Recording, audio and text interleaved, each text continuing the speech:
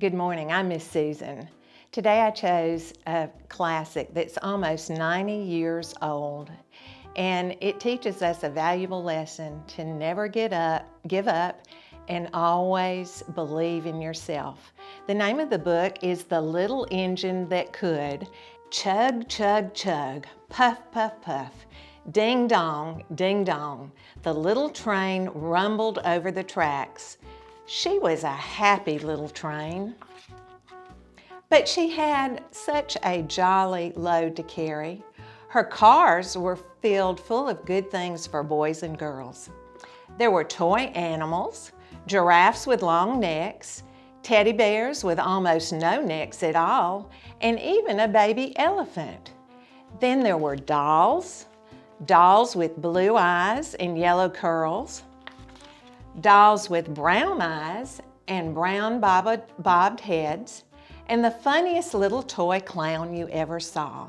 And there were cars full of toy engines, airplanes, toys, jackknives, picture puzzles, books, and every kind of thing boys and girls could want. But that was not all. Some of the cars were filled with all sorts of good things for boys and girls to eat.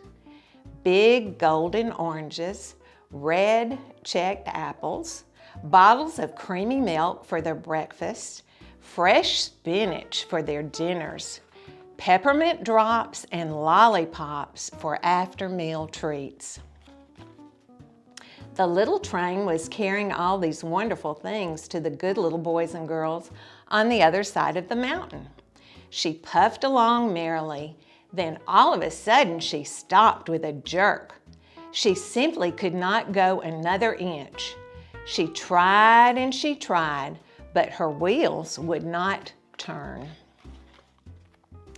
What were all those good little boys and girls on the other side of the mountain going to do without the wonderful toys to play with and the good food to eat?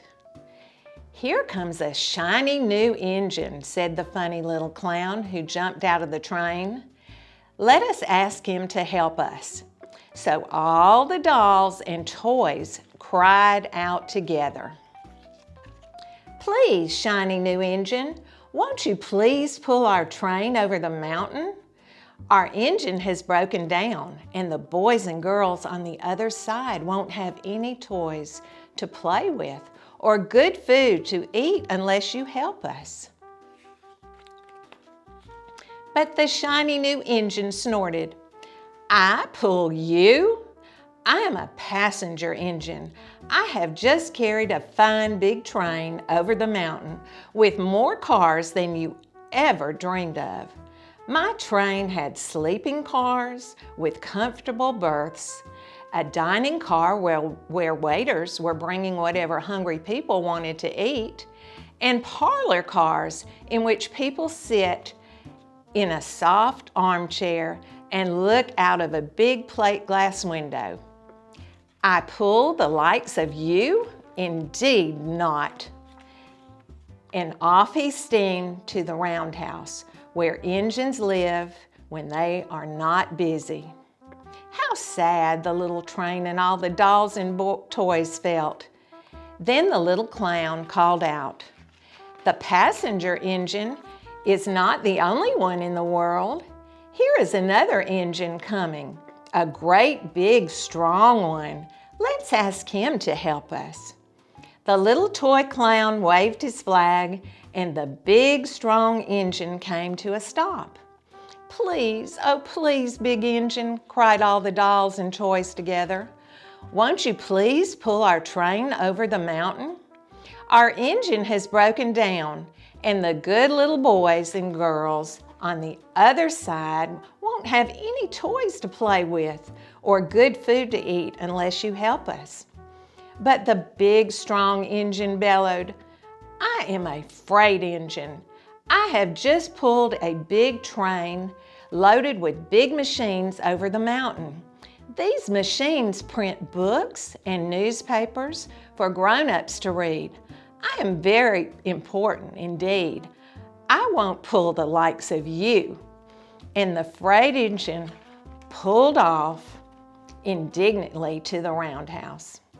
The little train and all the dolls and toys were very sad. "Cheer up," cried the little toy clown. "The freight engine is not only the one in the world. Here comes another. He looks very old and tired, but our train is so little, perhaps he can help us." So the little toy clown waved his flag, and the dingy, rusty old engine stopped. "Please, kind engine," cried all the dolls and toys together, "won't you please pull our train over the mountain? Our engine has broken down, and the boys and girls on the other side won't have any toys to play with or good treats to eat unless you help us." But the rusty old engine sighed, "I am so tired. I must rest my weary wheels. I cannot pull even so a little train as yours over the mountain. I cannot, I cannot, I cannot." And off he rumbled to the roundhouse chugging, "I cannot, I cannot, I cannot." Then indeed the little train was very, very sad, and the dolls and toys were ready to cry. But the little clown cried out, "Here is another engine coming, a little blue engine, a very little one. Maybe she will help us." The very little engine came chug, chug, chugging merrily along. When she saw the toy clown's flag, she stopped quickly. "What is the matter, my friend?" she asked kindly. "Oh, little blue engine," cried the dolls and toys, "will you pull us over the mountain? Our engine has broken down, and the good boys and girls on the other side won't have any toys to play with or good food to eat unless you help us. Please, please help. Help us, little blue engine." "I'm not very big," said the little blue engine.